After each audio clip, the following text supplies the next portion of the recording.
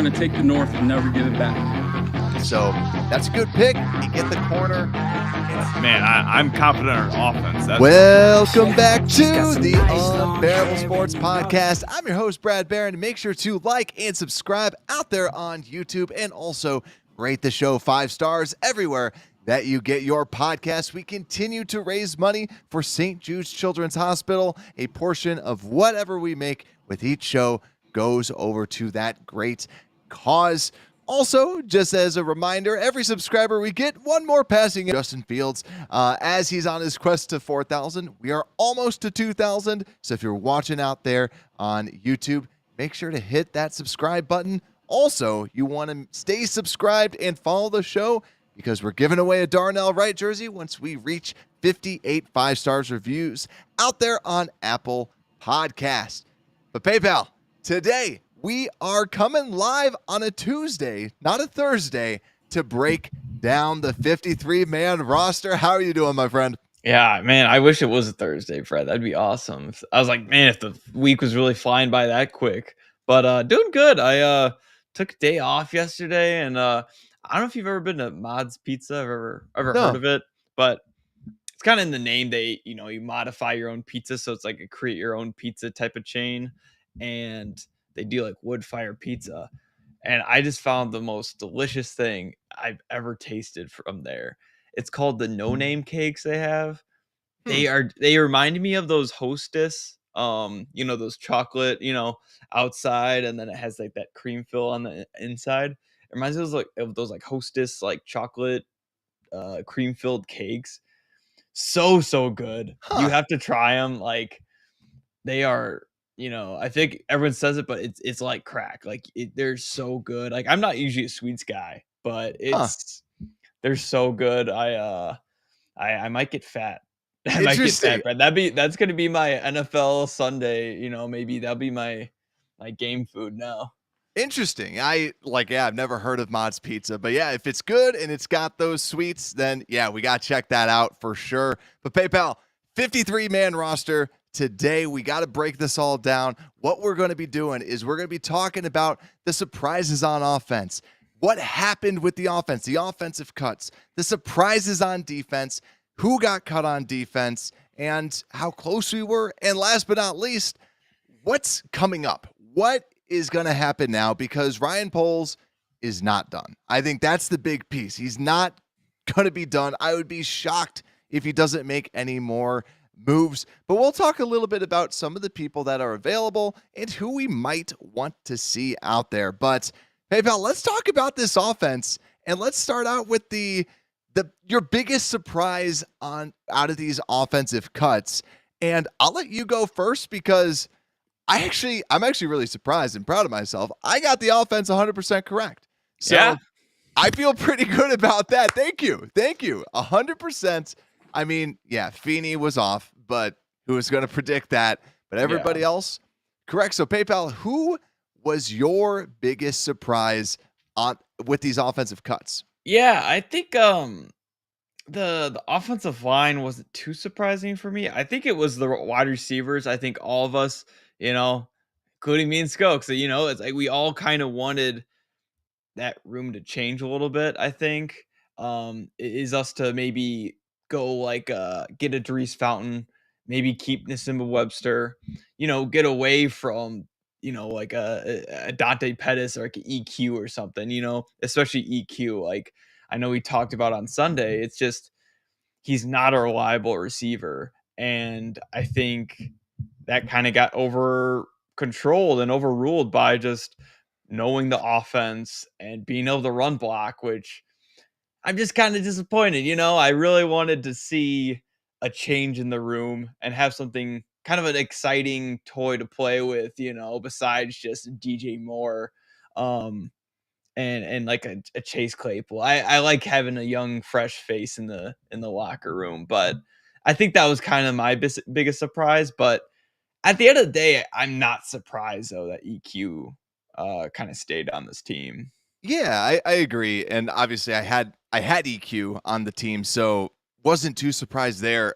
I think my biggest surprise, I don't want to go back a couple days, but PJ Walker, that they actually did do kind of like what was right. They went Yeah. with Tyson Bagent. That's my biggest surprise is that they actually ended up going with it. But if I were to say right now, out of all the people that they cut, who was the most surprising or who was the most surprising thing that they did, I'm actually going to cheat and not go with a cut and say Dan Feeney because Mhm. Dan Feeney was surprising because you have free agents and you could get people, but we know that this Bears coaching staff really prioritizes having somebody that is versatile. like Mhm. Lucas Patrick. We talked about this last time. I know Carrie liked this too, where it's you have Lucas Patrick who can play center, can play guard, and they prioritize that. That's also what the Green Bay Packers do prioritize, and Getsy's from that system where they prioritize being versatile. So they trade for a Dan Feeney who, rightfully so, has only had one good season. No matter how you slice it, he's been a starter, but yet again, we've always said if you're a bad starter, that means you're probably a good backup. So I don't hate the move, but I was just surprised that they traded for someone when Risner and Jones were still available. But then you kind of, it makes sense because it's versatile. He's not the savior of the offensive line. I think everyone's getting caught up in the mullet a little bit too much. I Yeah. don't expect him to save the line, but they're just kind of like, we need somebody to help out. Yes, exactly. I don't think he's kind of there for versatility, and yeah, kind of if someone goes down. Um yeah, I was kind of surprised. Like I'm honestly, Brad, I'm kind of more excited to see what happens with this practice squad because it really kind of shows who they really trust in and everything. But yeah, I mean, it's like with these cuts, you kind of see like like a Dieter Iceland. Like I think he's one of those guys you see gets cut, but it's like he'll stay on the team. He'll be on the practice squad. I think his versatility. I mean, heck, we had people kind of saying that he might have been made on the 53-man roster because he did look pretty good, and I'm kind of surprised that maybe it was flirted a little bit with Poles and Eberflus and all the guys, but that's kind of someone he'll be fun to see like if this offensive line does get injured a lot to see if he like steps in. Yeah, I think that the big thing that you bring up a good point about Dieter Iceland. Because also, how much different is Dieter than a Dan Feeney? And I will say, Dan's better, right? He is better. Yeah. But how is he a 6th-round pick better? Because that's an interesting cut. And just for people out there, the cuts that the Bears had, you have Nathan Peterman at quarterback, obviously. Then fullback Robert Burns, kind of expected. Tight end, we have Stephen Carlson and Lachlan Pitts. I talked about that. I had 3 tight ends where I'm like, I just don't see those people being the guy. Also, offensive line, Kellen Deesh cut, Dieter Iceland cut, Josh Lugg cut. I think that was more injury related. Logan Stenberg, Roy Matabeka, or I can't pronounce his name, and he's not on the team. He's the guy from Nigeria. Avian Collins, and then wide receivers, Simba Webster and Doreese Fountain. Isaiah Ford is still technically on the team, but more of an IR person. Because when I first saw that, I was like, they kept Isaiah Ford? That's shocking. No. Yeah. Injured reserve. So if anybody sees that, that's the reason why. Nothing else too crazy. But yeah, let's just kind of talk about it. So PayPal, you didn't have Deonta Foreman on your team. You said that you had him as a potential cut. I knew a lot of us too had him as being cut. I guess, how do you feel about that? Like, were you surprised that he's still on the team, or what's your thought? Yeah, I think it's one of those. It's not surprising because he is he's a good running back. So I'm not surprised he didn't get cut. He's a good player. So I guess I'm interested to see like how will they use him? Like, are we gonna have 3 running backs? Are we gonna kind of have like a lot of fresh bodies, or how is the running back room gonna be now with Deontay Foreman? Because I was just planning Khalil Herbert and Roshan Johnson are just gonna are gonna run the ball, Yeah. and they're gonna switch off. Roshan's gonna be kind of that 3rd and short. This goal line, and then Khalil Herbert's going to be that kind of 1st, 2nd down type of plays. But kind of with Deontay Foreman, it's kind of who's gonna get all the reps? is Roshan just going to be there kind of as like a cushion and just going to learn for a bit, kind of behind a Deonta Foreman? That's kind of my processing of thinking of how that's going to work, because it sucks to suck, but I mean, injuries are going to happen. And I think, especially in the running back room, it's going to happen. So I think it's nice to just have that safety blanket, having 4 running backs. Yeah, I agree with you. I was a little shocked because I said this before where I thought that the Bears like Deonta Foreman, but do they actually need him? And how much redundancy does he give you with a Roshan, like you said, with the goal line and other pieces like that? I'm actually curious if part of why they wanted to keep Deonta was maybe there's still more that Roshan needs to learn, right? I think that's probably what it goes down to is in the passing game, we have not seen, like, Deonta Foreman can kind of run a decent route, but with Roshan, we have not seen him create separation. Yes, he can catch the ball, but it's more important to create the separation, especially when you're throwing these little dinks, because if you don't create separation, that's where pick sixes happen. So I think that's what they're really trying to focus in on is, bro, you got to start creating some separation out there at the running back position. Yeah. Yeah. And honestly, something I think maybe we're not as surprised, but I know our dad was even kind of surprised that this happened, was he like didn't understand why Travis Homer as much. Like, he just wasn't a fan of him. But Yeah. I think that emphasized like how important he is at that special teams and like why we signed him, and I think that is a good sign of just, we kept a Deonta Foreman and then we kept a Travis Homer of like, they're confident in their signings.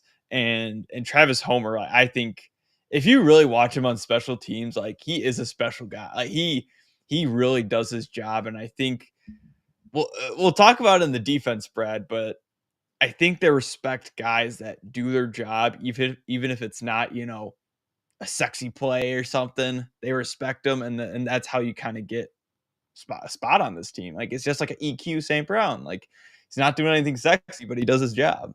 And I want to say too, because like you talk about EQ St. Brown, I think he plays the role that they want, right? Whether or not you believe it or buy it, he's on the team and Fountain isn't, right?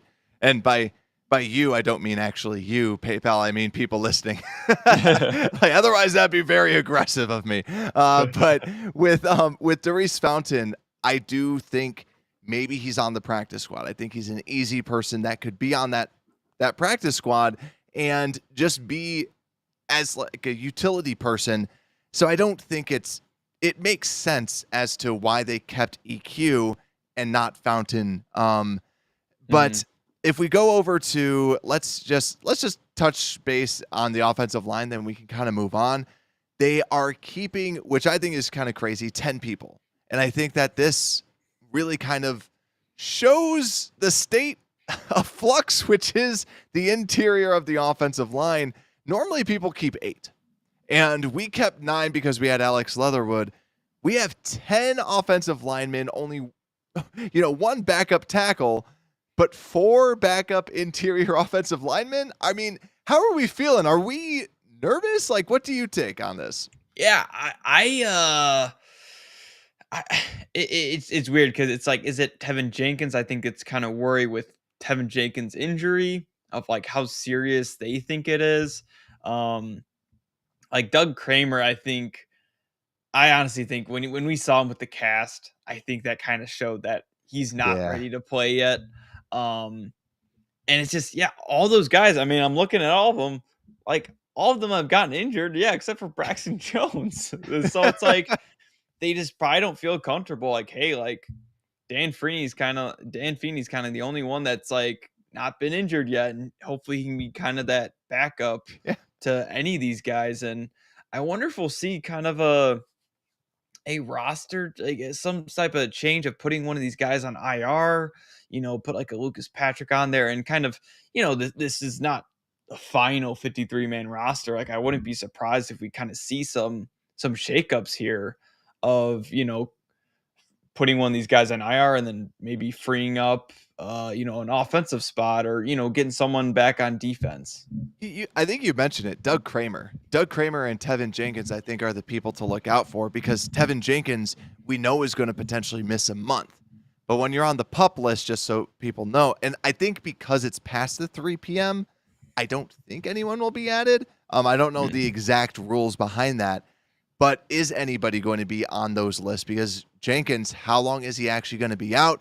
Kramer, is his hand okay? They were trying to say that everything should be fine. So I think that's definitely something to look out for. And also, do they claim some people at this offensive line spot? Because Doug Kramer only plays center, and we know that they love versatility. So is he somebody that would – I think that Kramer is definitely the odd man out because they traded for Feeney. They have Lucas Patrick. They have Ja'Tyre Carter. And they have some versatility with these players, even though they don't want Ja'Tyre Carter to flip over to the left side. But I know our friend Don out here in the chat, he's a huge fan of Dieter Iserland, and that's where like Dieter would have been interesting to at least see over at Kramer because of the versatility. And that would have been nice to at least kind of see what they think about him. And also hopefully he does kind of stick around on that practice squad because he has that inside versatility.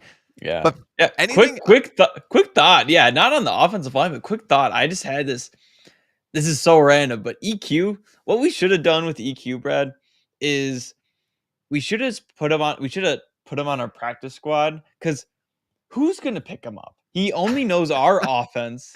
He can't catch the ball. Like he's only valuable in Luke Getsy's eyes.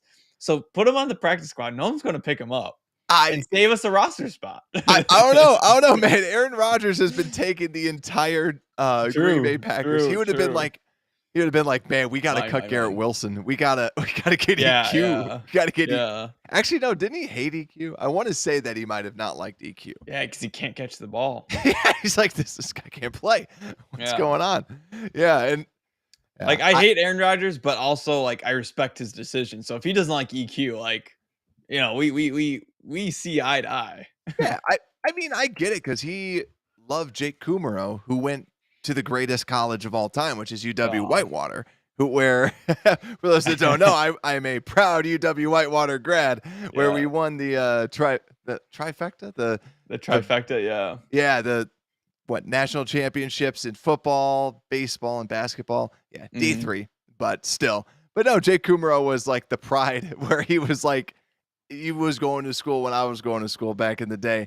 But let's go over to the defense though, because that's enough offensive talk. It's solid, right? Like we kind of feel nothing was too crazy. They just kind of trimmed down a little bit too thin with like the tight ends, right? Like 3 is a little shocking, but still we at least have a fullback, right? So, and then also you can elevate someone from the practice squad.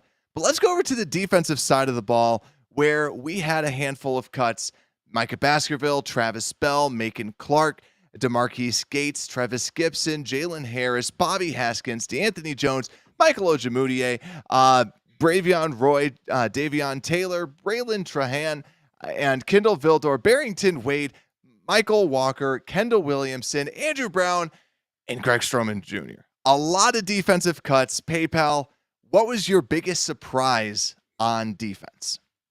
Trevis Gipson. I think that's the biggest one. I think and again, that's the one where it's surprising, but not really. But also I think deep down, we all had that glimmer of hope of, hey, like maybe he could stay on this team. Like maybe they are not going to cut him and they might just bring him on the team. Maybe it was just a rumor or something. Because I definitely know Eberflus and our defensive coordinator kind of all got asked that question about Trevis Gipson, and they just talk about how he's a playmaker and he he's always making plays and he's a great person, and like he had a great game of making turnovers and making plays. So it's like when I heard those interviews, I was like, this morning I kind of watched like those interviews and I was like, maybe there's a glimmer of hope that Trevis Gipson stays on this team. But like I said, Brad, apparently they like guys that don't produce, but they do their job apparently. Yeah, I I definitely think that Trevis Gipson was interesting, but I still was kind of like 50-50.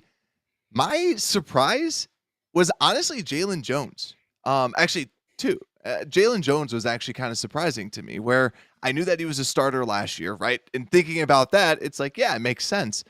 But like, I feel we heard nothing about him Yeah. this entire preseason, and I think that's why it's so surprising because we saw Greg Stroman play everywhere, and Blackwell wasn't out there. And then here, Blackwell and Jalen Jones, that dynamic duo, when they are out on the field, they both make that. And that's where I was kind of surprised because I'm like, oh, they really do like last year, we're like, oh, they really do like Jalen Jones. And this year, it's like, I forgot that he was on the roster. And I'm Right. looking right now at the Bears depth chart.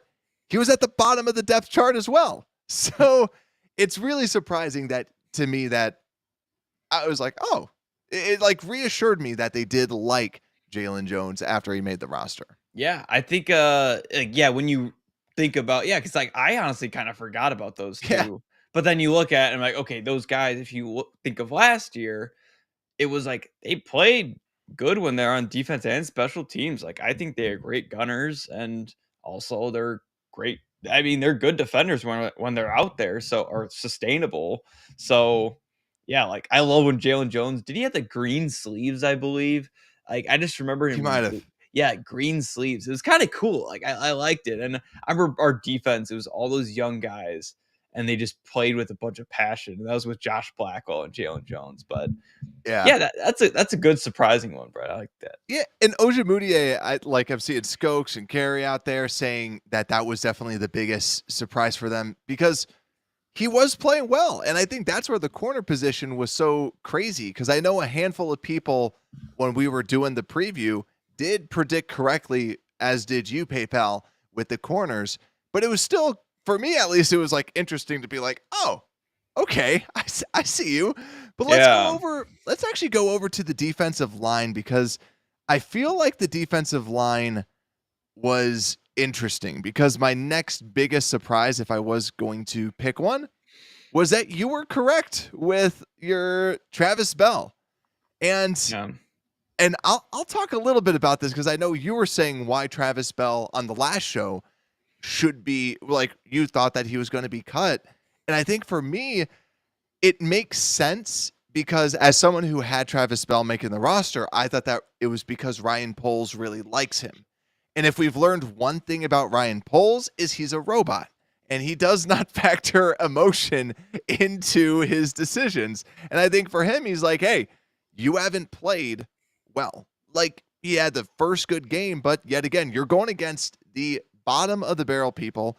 And he wasn't looking great out there in the preseason. And we haven't seen consistently good play out of him as a rookie. So what do? You stash him away on the practice squad. And yeah, he loves him, but he's a robot. So he just wants to go, what can I do? And that's where you see 4 defensive tackles and 5 defensive ends.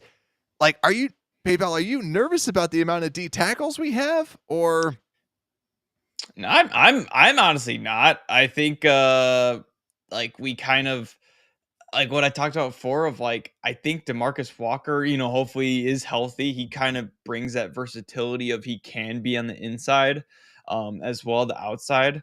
But like we got two I love Zach Pickens and Jervon Dexter. We kind of talked about it. They're a duo. Like they're gonna be out there together, and Justin Jones and Andrew Billings are gonna be out there together.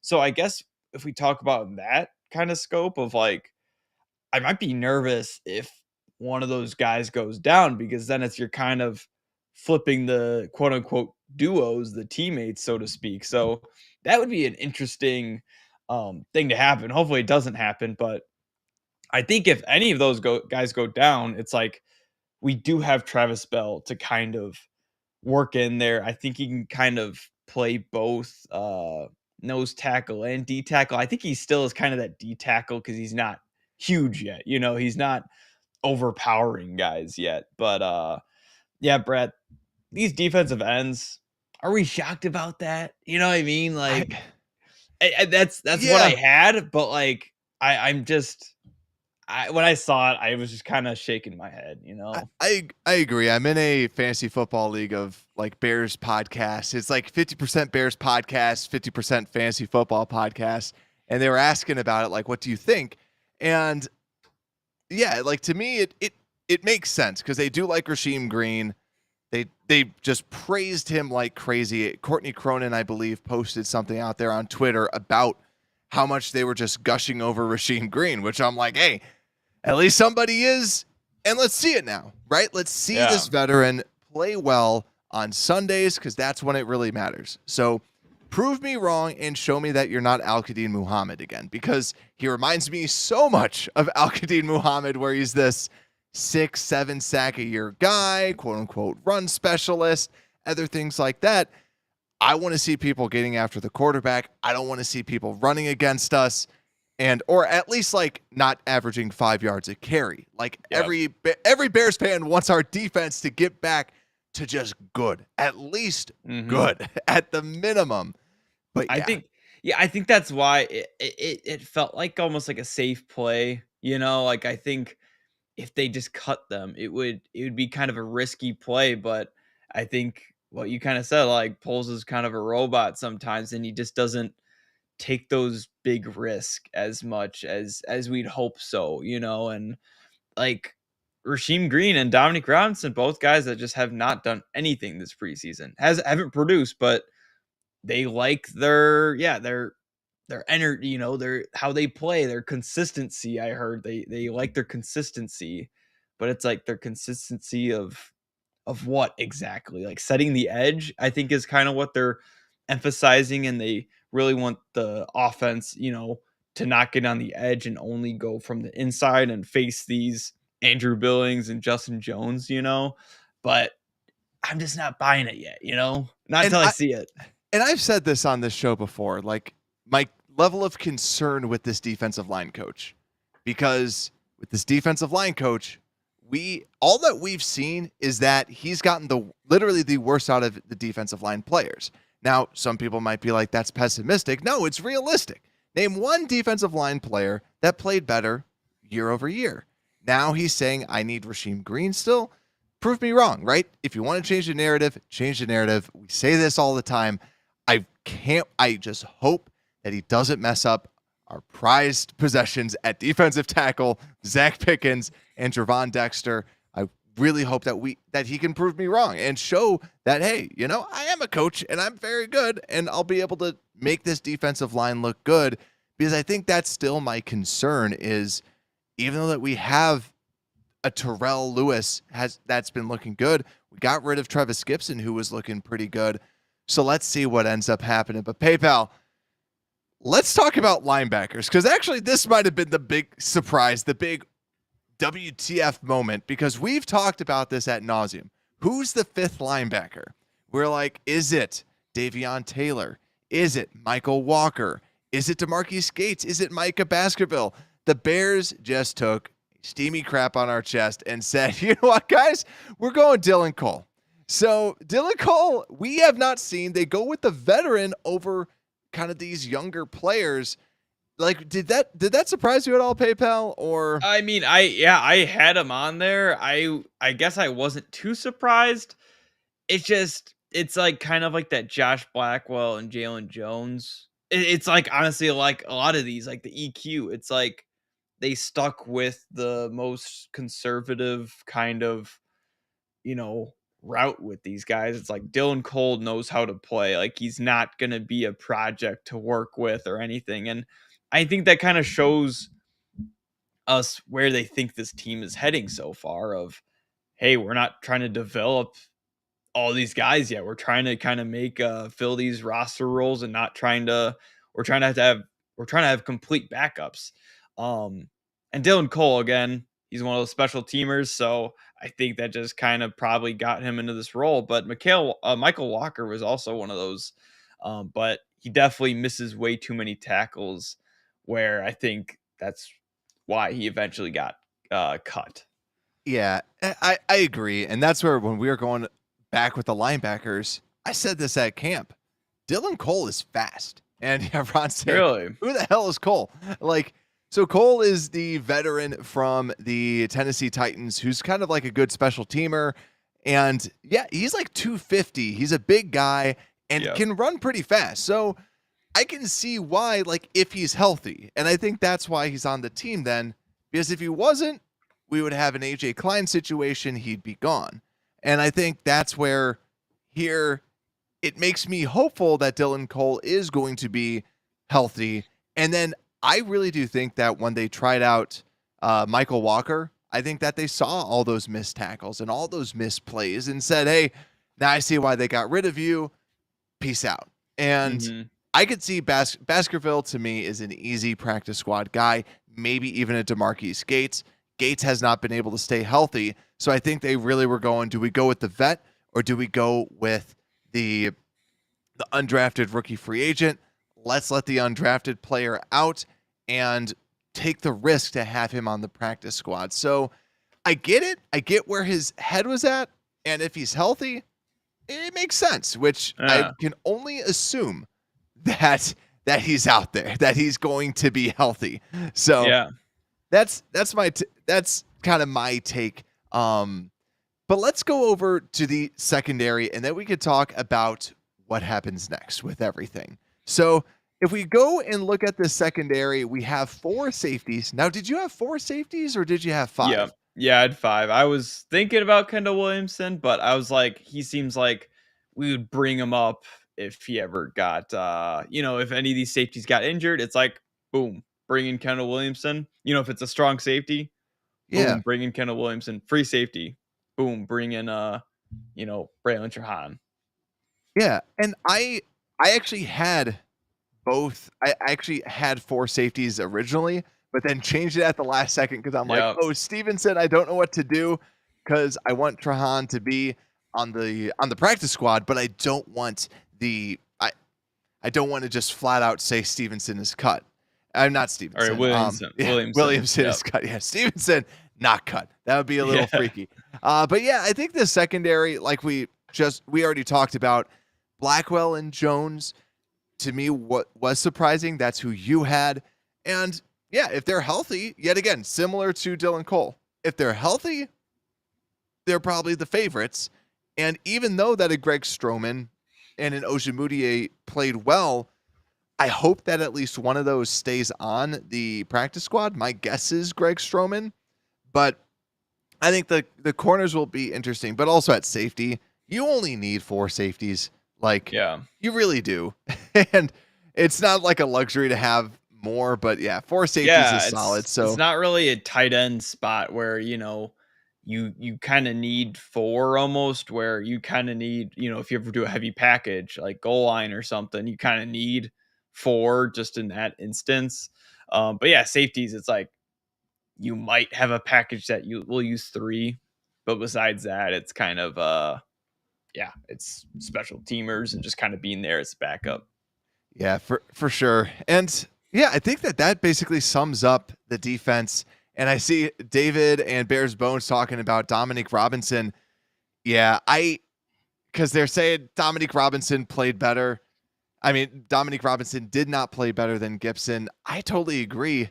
I think that it's probably just a contract situation. I think because Dominique Robinson has 3 years left on his deal, I think it's going to be that where they see a future with him and it's someone that they drafted. Hopefully we can develop him more. I think that's ultimately why you see a Dominique Robinson, Dominique Robinson still on the team, even though he hasn't produced better than any of them. Because arguably Dominique Robinson has played the worst out of everybody on this defensive end front because he just hasn't done really anything. I can't really think of anything that he's done. And I said this last time, he had a 0% pass rush win rate in the preseason. and he's gone against the backups and he did not even win a single rep in the pass. So hopefully he's a run specialist as well. Yeah, Brad, I'm not going to lie. I think I think I kind of mentioned it like Sunday. I was kind of like leading to like, this is kind of the first time I might be questioning kind of what our coaching staff and, Poles is doing. It's like, I'm just I have to see what they're doing and maybe why they kept Dominic Robinson, why they kept Rasheem Green, why they're keeping EQ, like a lot of I have a lot more questions than I normally do when they make a decision. Like, Yeah. they usually make a decision and you're like, "Oh," like you see the connection, you see what they're trying to do. But with this, I'm just like, why? Like it's just it's interesting. It is very interesting. I think it's just the contract, but yeah, we'll have to see what they end up thinking about entirely. But let's talk about what's next as we continue to dive into the mind of one Ryan Poles. PayPal, I know you've been scouring who we could claim, some people out there.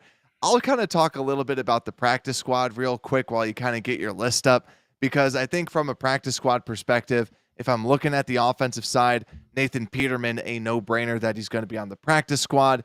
Robert Burns, if they want another fullback, we saw that they did this before with Tonjes, so I could see him potentially making it.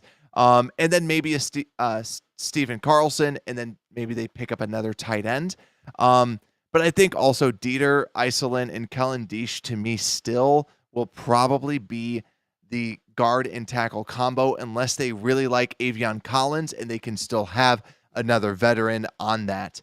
And then one wide receiver, probably a Darius Fountain or a Simba Webster or somebody that they pick off afterwards. But you can definitely guarantee they will have a receiver. And on the defensive side of the ball, Travis Bell, no-brainer. Micah Baskerville, I believe he should be on there as well. And as I continue to scroll down, we talked about safety. I think it's going to be Kendall Williamson, but I'm curious if they keep Trahan just because of his playmaking ability that he did show. But besides that, I still think that Greg Stroman Jr. could be someone that they end up keeping on this team in the practice squad because of his inside-outside versatility from the practice squad. So Yeah.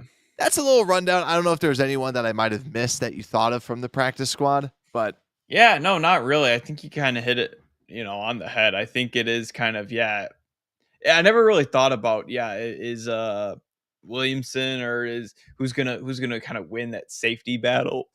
And yeah, I think Stroman, I definitely agree. I think he'll make the team just because he's been in this offense or this defense for a year, kind of knows what's up. He looks good when he plays. And I think that's kind of what you need as a practice squad guy, because it's called the practice squad for a reason. Like, they need a good team to practice against too.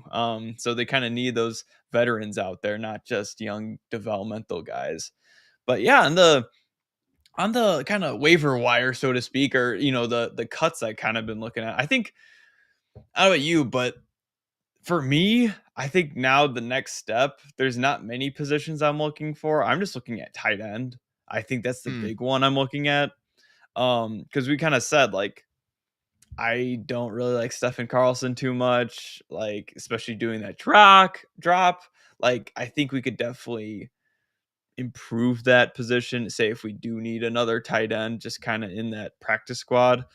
So Jay Sternberger was a guy from the Bills that just got cut because of Dalton. They have Dalton Knox and they also have Dalton Kincaid that just got drafted. So I think that could be a kind of new guy, Packers connection, could possibly be maybe someone we just kind of pick up.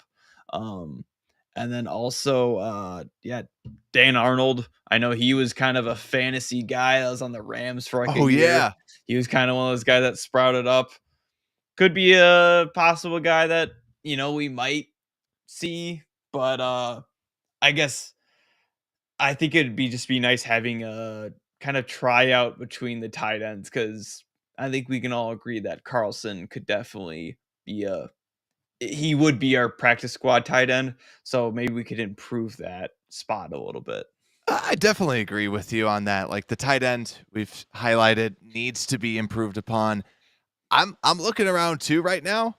Darius Rush. I think Darius Rush, I am shocked that he was released, that he was waived. For Oh those that yeah. don't remember Darius Rush, he was the cornerback out of South Carolina. He's like, let me let me pull this up how big he actually is.